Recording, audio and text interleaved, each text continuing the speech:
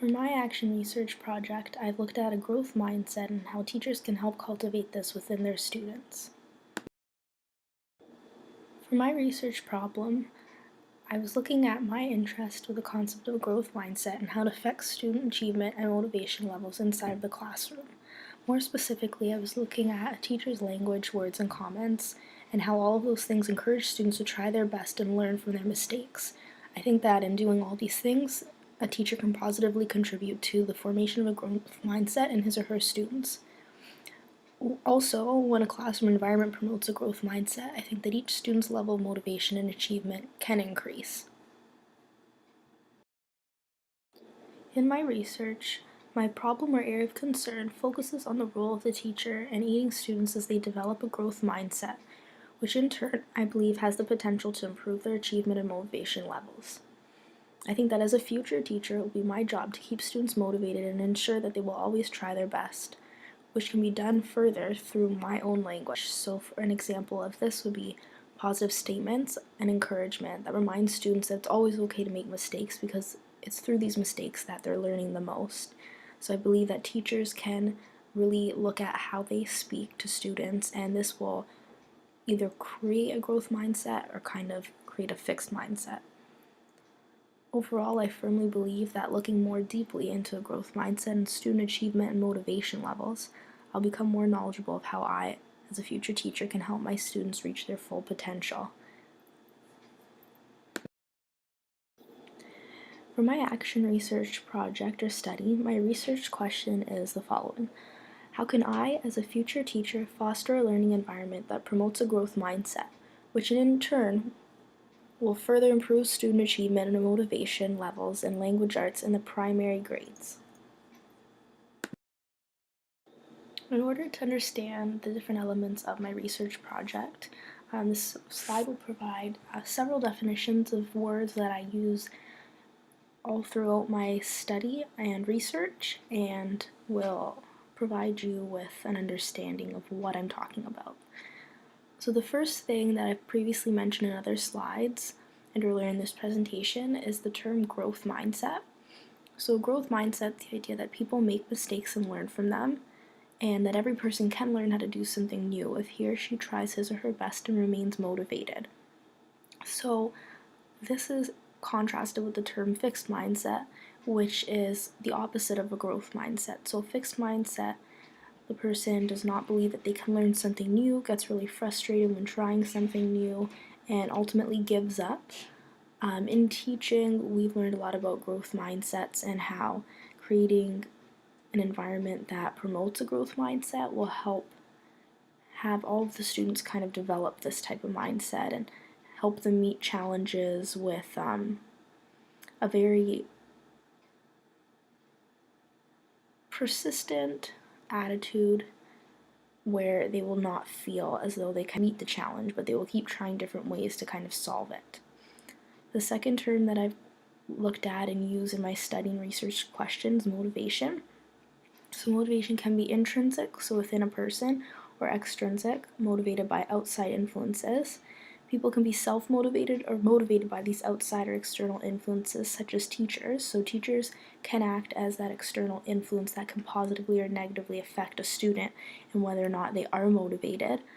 And also depending on a student's level of motivation, he or she can reach his or her full potential in the classroom and other areas of life. So developing the skill of motivation will help students continue to try their best, and when they're doing this, this does contribute to a growth mindset. The third definition that I have included on this slide is the achievement level, which is also my research question. So this would refer to the level at which a person succeeds, and it's often students who are highly motivated that want to increase their own achievement level. So achievement level is just how much a person's able to succeed, and this, I believe, ties to a growth mindset. So if there is a growth mindset displayed, a student's achievement level is usually higher too. If they want to keep trying to learn new things and do their best, they usually go hand in hand. And then in my opinion, through all of this, I believe that a growth mindset can positively impact students and increase their overall level of motivation and achievement. I think all of these terms work together and kind of support one another. So for research with my study, I've looked at 3 different scholarly sources, which I will review and kind of give a brief overview in the next 3 slides. So the first source that I looked at was by author Carol Dweck, and the article is titled Even Geniuses Work Hard. So Carol Dweck is a woman who spent much of her time investigating the concept of a growth mindset and its positive effects on students, which further explains how this way of thinking has the ability to increase student achievement levels. This article then looks at a growth mindset and compares it to a fixed mindset through very different examples. And all of these examples further demonstrate how students with each mindset view challenges or obstacles much differently than one another. The article also looks at the role of the teacher in creating an environment that values a growth mindset. She explains that if teachers create meaningful tasks in the classroom that support a growth mindset, which would be something that has a challenge in it, but not too challenging, so the students don't fully give up and shut down. So if this happens, students will generally benefit from work that they do. Teachers are then encouraged to provide specific types of encouragement and praise as students face different tasks that may be challenging to them. And I think that overall this article did a great job at explaining what a growth mindset is and how it can be carried out by teachers in the classroom, specifically through the ways that she provides different strategies that teachers can use in different cases. So the second source that I've looked at was from a journal, and this article is titled Fixed and Growth Mindsets in Education, How Grit Helps Students Persist in the Face of Adversity. So this article overall looked at kind of persistence, persevering, and I thought that this linked with the motivational aspect of my study or research. So this article looked at what a growth mindset is and how it can be linked to students' ability to persevere in the face of adversity or struggle. This text then takes a look at how forming a growth mindset helps people overcome challenges, or at least approach them in a more positive way. The article then talks about how having a growth mindset helps students and their chance of succeeding academically when faced with a variety of challenges. And then it also goes on to discuss the relationship between having a growth mindset and the amount of effort a person's willing to put into a given task. So this also ties to growth mindset and whether or not you're motivated to keep trying or if you just give up. I also overall thought that this article was useful in how it looked at a growth mindset and how it affects students' abilities to learn, become resilient, and remain motivated when confronted with various challenges. So I think that this is in an educational context to keep persevering when there's a challenge in the classroom, but these skills are also become transferable to different aspects of students' lives. So the third source that I looked at was titled Mindsets That Promote Resilience, when students believe that personal characteristics can be developed. So this, I believe, kind of even in the title linked to a growth mindset, where students or people just don't believe that a trait is fixed. So a fixed mindset, someone would think they're either good at math or bad at math, whereas if they believe that a character trait like being good at math can be developed, they often keep persevering and stay motivated when facing math challenges. So this article discusses the link between a growth mindset and resilience in relation to students' success in school. Students' abilities to succeed and overcome academic and social challenges is then linked to one's belief that he or she can develop specific qualities, as I previously mentioned. This article provides teachers with strategies and suggestions on how to help students create a growth mindset and resilience in an educational setting. In relation to helping students form a growth mindset, the article provides background information about the theories, a very theoretical-based way that explains what affects one's ability to become resilient and open to making mistakes. So it delves into this kind of way of thought a bit more. This text further explains the importance of teaching resilience to students to improve their chance of succeeding and remaining motivated when faced with either academic or social challenges.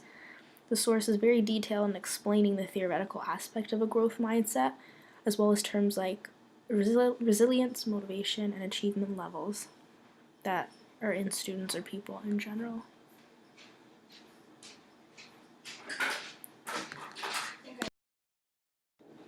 After looking at the 3 academic sources, I've kind of reviewed and summarized all of the findings that I came across when reading these articles. So after conducting the preliminary research on the topic of a growth mindset in students, I found the following. Developing a growth mindset impacts students academically and socially. There's a psychological element of changing one's mindset to become resilient and motivated. Teachers can use different strategies to help students develop a growth mindset in the classroom.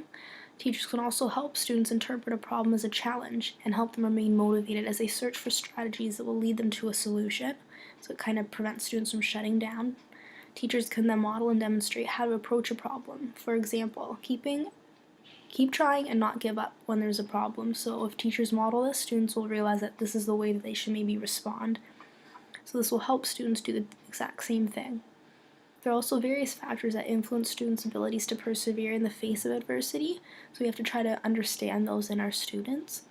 But ultimately, a growth mindset affects students' abilities to learn, become resilient, and remain motivated in challenging academic and social contexts. So I believe that as a future educator, it will be my duty to help encourage students as they develop a growth mindset and overcome challenges, learn from mistakes, and increase their level of motivation and achievement. When looking at data sources in my study, for participants and setting, I'll be looking at the students in my classroom, and all this data collection will occur in the classroom because it's based on students and their comments and behaviors. So the different sources that I will use would be observational notes, which I would take daily, anecdotal notes, which would also be taken daily, checklists that would be used daily, and all the checklists would contain the same types of information on them, even though they'd be used every day, they would be standardized. And then there would also be journal entries taken on a weekly basis where I reflect on what I've seen.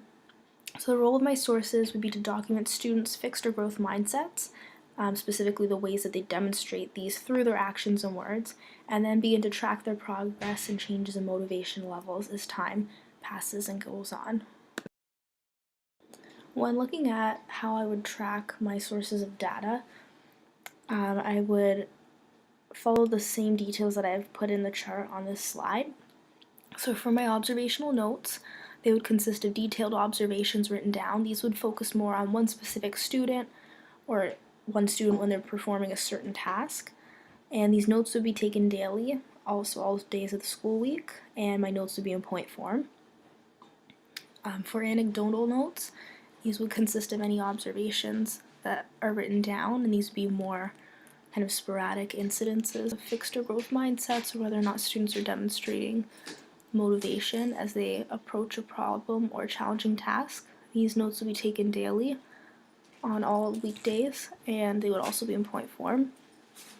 For checklist, they would be typed and stored in a binder, and these would include types of growth or fixed mindset comments that I anticipate to hear when students either are motivated or not motivated. So the checklist would also remain standardized, and they would be used daily, so all days of the week, and I would date the checklist so that I can keep track of student progress. Then there would also be journal entries written on a weekly basis. They would be written in point form, and these journal entries would detail my observations, thoughts, and feelings about what I've observed that previous week, and whether or not I think students are making progress and their levels of achievement are increasing due to their increased levels of motivation. So all this data collection will be done on every day of the school week,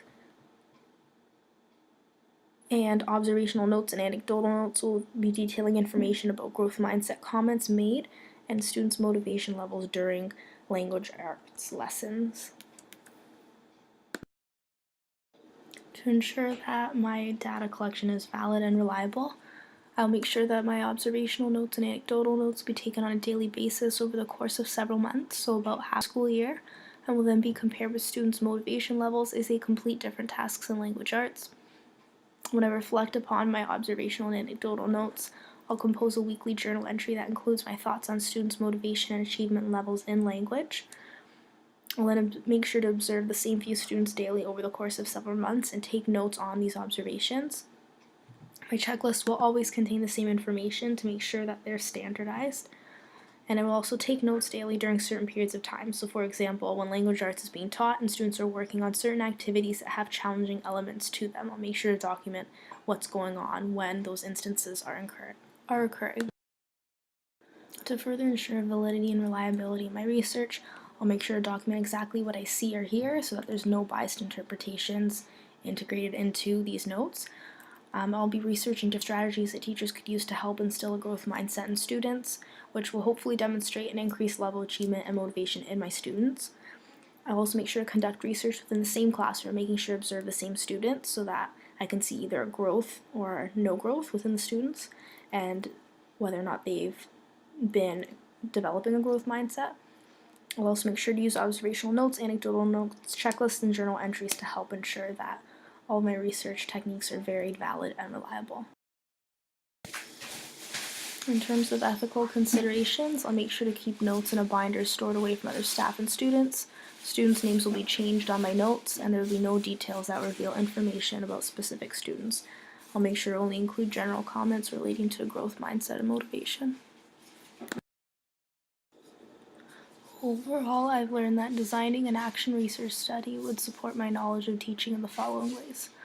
I'd be able to better understand different students and their learning styles, understand how positive encouragement can help students persevere and develop a growth mindset, see how the importance of teacher language and the attitude of the teacher is in student learning, how fostering an environment that promotes a growth mindset will then improve student levels of motivation and achievement, how to find strategies to help keep students motivated when faced with challenging situations, as well as the importance of teacher perceptiveness and ability to be aware of student competence and behaviors of the classroom, and overall, the importance of getting to know each student very well in order to change your teaching and ways of approach for that student.